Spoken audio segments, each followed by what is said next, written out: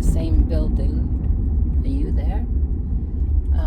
One is follow up with primary doctor, and the other is follow up with dermatology, which should be interesting because since the heart procedure and having to take the blood thinner pill twice a day, my skin is either become more sensitive or more thin. And if I just bang myself or scratch myself, I just cut and bleed. So I'll show him, the dermatologist, but I'm following up with him for some, when I went before, they took off some pre-skin cancer, so I was supposed to follow up. And that dermatologist that did that has left the building. He's no longer working there with this dermatologist. But I have seen this one before. In fact, I started off with this one. And I may be very early for the appointment. My primary doctor's appointment is first, and then the dermatologist. But if I'm real early for the primary, I have some stuff in the car. Oh, I wonder if, I think I put it in the back, that I want to donate to a thrift store down there in Plano. It's a small one. It's where a few months ago I got those crochet books for $0.25 a piece. They were crochet magazines, 25 cents each. It's a hole-in-the-wall thrift store. The owner is very nice. And I pray that she is able to find a space that's bigger, because it's very, very crowded in there.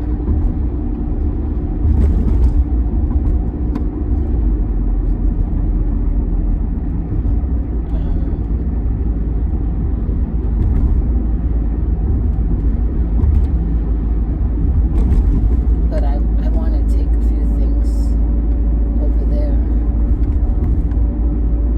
I've mentioned it before that a couple years ago, in the cold weather, her thrift store is in a plaza, and a lot of I still got this stuff in my car.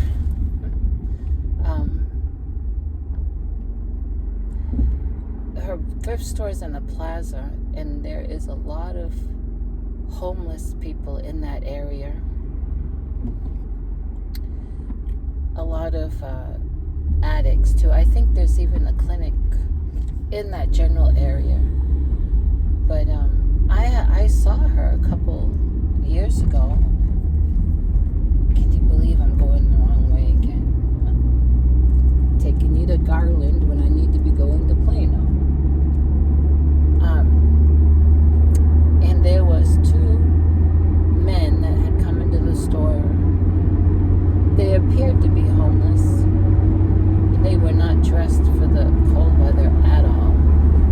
And she went around and gathered up some nice warm clothes. And she had some baskets there with hats and mittens.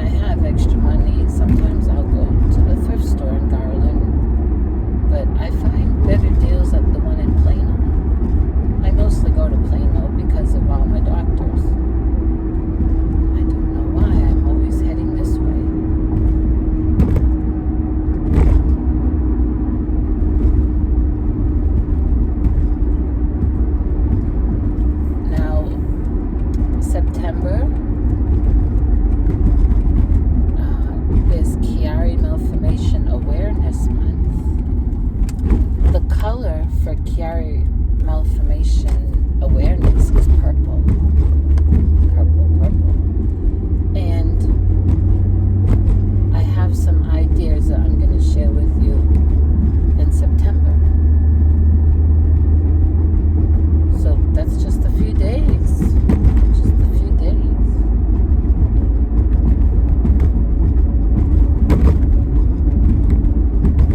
I did want to mention this. I don't know how many of you saw the video I did. I don't know, maybe 3 weeks ago, maybe a month ago. But if you look through my videos and you'll see a picture of a painting, oil painting that says welcome. The background is black and around it has like ferns or succulent leaves, because I just love succulents. And so I did that video, and I'll just tell you briefly that I got that from Facebook Marketplace in Garland. I was actually going to Garland that day and got it $5. And I got talking with the lady. I talked about this in that video, and she was telling me she had like 5 or 6 different paintings, and I picked that one. I love that one. And then she was telling me the proceeds to those paintings. Now, she didn't paint them. I don't know where she got them from, but she says she'll get things and post them on Facebook Marketplace to sell, and the proceeds go to this don't know what you want to call it. It's not an organization. Proceeds go, I'm going to call it an outreach that she does. Her husband, her brother, and another relative. I got to see her husband and say hi to him, and her brother. They were busy unloading their car, but she was telling me about it. And they do it out of their house. They have a carport, and they have tables set up, and they reach out to the homeless, to veterans, basically anyone that goes by there and sees their little sign and has a need for coffee, water, a sandwich. If she has toiletries, she'll make up a little bag of toiletries.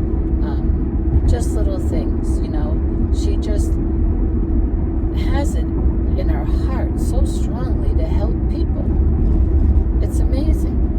And she doesn't want to bother trying to get, is it 501c or something like that? Because she doesn't want the government given her rules, you know, like maybe they're gonna say, I don't know, I'm just saying that they could say, well, you can't be making sandwiches and giving them out, or you can only have 5 people sitting under your carport that you're helping. You know, you never know. I'm sure there's all kinds of red tape, and she don't want to be bothered, and I really don't blame her. I mean, that proves she's not out for any kind of tax exemption, anything like that, you know. I've really enjoyed talking with her. We stood out on her lawn and talked quite a bit, and she was just explaining what is on her heart, how to help people. And I told her, I said, well, you know, I crochet, and I crochet hats. Well, crochet lots of things, but I told her I crochet hats every now and then throughout the year and keep them in the bag in my car and just hand them out randomly to different people. Sometimes in certain cities, not mine, but in hers, and also in Plano and in Frisco, when you're at a traffic light like this and in this island, there'll be people there standing or sitting with signs for money, for food. I'll work for money, I'll work for food, or I have no food, please donate. And we don't know their story, right? And I have, when I've been at a traffic light and there's been people like that, I have handed them a hat. And some have been thankful and some have taken the hat but wanted money too. But anyway, I let her know that I make hats, and I felt so impressed to offer to make some hats and then bring them over to her, and she can just set them out on her table or however she wants to give them out. And she was so thankful, so thankful. So I was going to mention, if anyone wanted to just make a hat and send it to me, I'll put it with my, I have some made already in my car for like what I just told you, and I have one already made separate that I've got set aside to give to her outreach. And they don't take long, and they don't take much yarn, and they don't have to be fancy. And so if I know everyone is busy making for other things, and so if nobody can, that's fine. I mean, like I said, they don't take long just for a basic beanie. But I do plan to do that, and I just thought I'd throw it out there if anyone wanted to make a hat for me to give to her. Now, when I did that video with that welcome sign, I did show her little card that she has. And so it's a real thing, you know. She's not keeping all these sandwiches that her and her husband are making for themselves, you know, or anything like that. And then I'm wondering, maybe I could even do like a little interview with her. Wouldn't that be neat?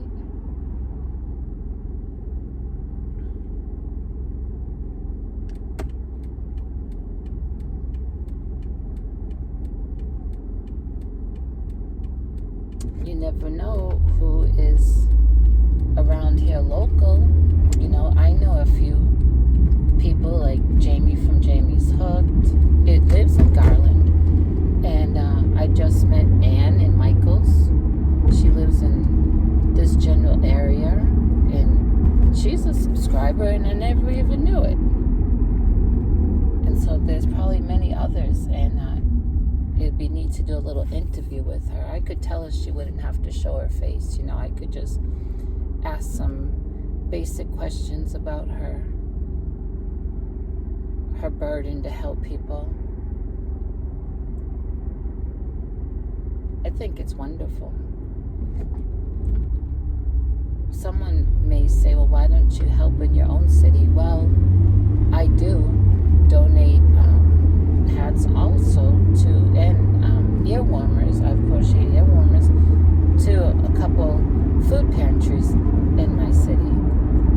However, in my city, the police do not allow people to stand around, you know, panhandling. They don't. If they see them, they move them on down the road to Garland or to Murphy.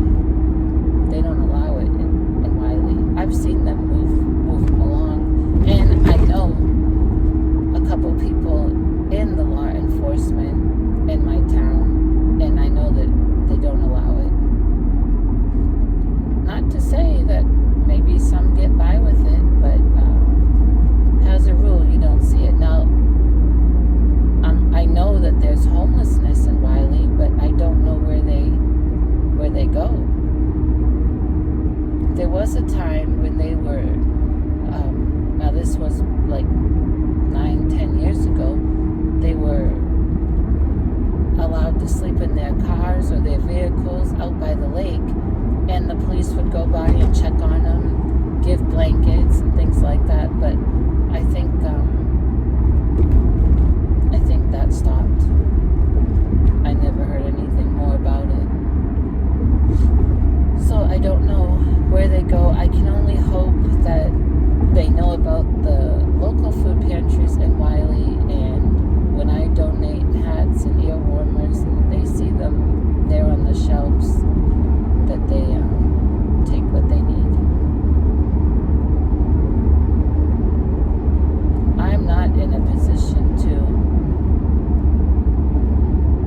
up anything like what this lady does out of her house. First of all, I rent. I don't own the land I live on. I don't own the place I live in. So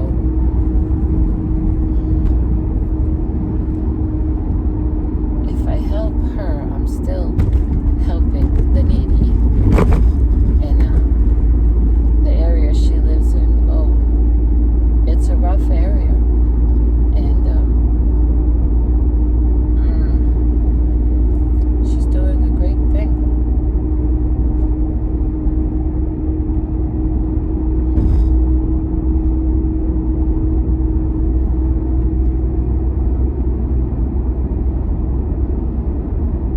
These are big houses.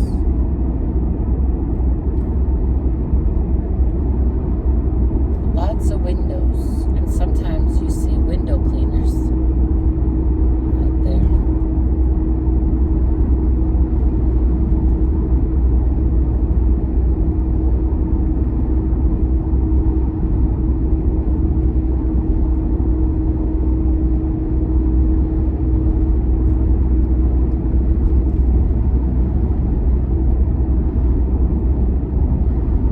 All these new buildings that they've built, like that one, you can't see it, but it is huge, and there's only 2 cars in the parking lot. I don't know what they do with these buildings. There's no sign out, to tell you. Only signs that say available space.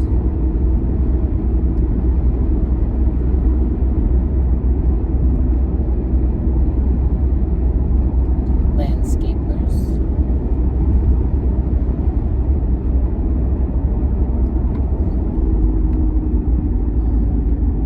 I got this stuffing in the car because I've not made it yet to the church to cinch up and stuff all the 14 pumpkins I've made. I had planned to go yesterday evening, but by yesterday afternoon I was so tired I laid down and fell asleep. And I had it in my mind, you gotta get up to lock up the chickens, and I made it before dark. It was just getting dark and they had gone in, so I got them locked up, and then I went to bed. But I like to cinch and stuff the pumpkins at the church because the lighting is better, and we have in the fellowship hall those big long tables, so I can spread things out and it's much better. So I've just kept this stuffing in the car, but I have to get there today because I have the 2 ivory pumpkins made, except some cinched and stuffed and the stem put on that somebody from church ordered.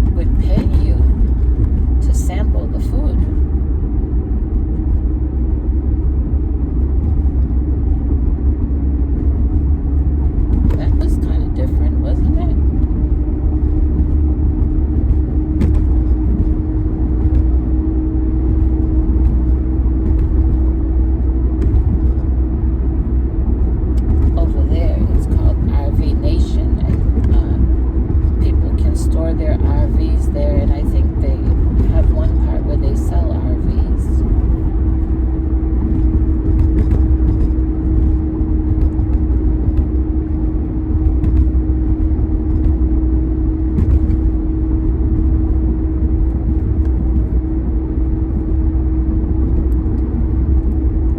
It's another overcast day, but warm.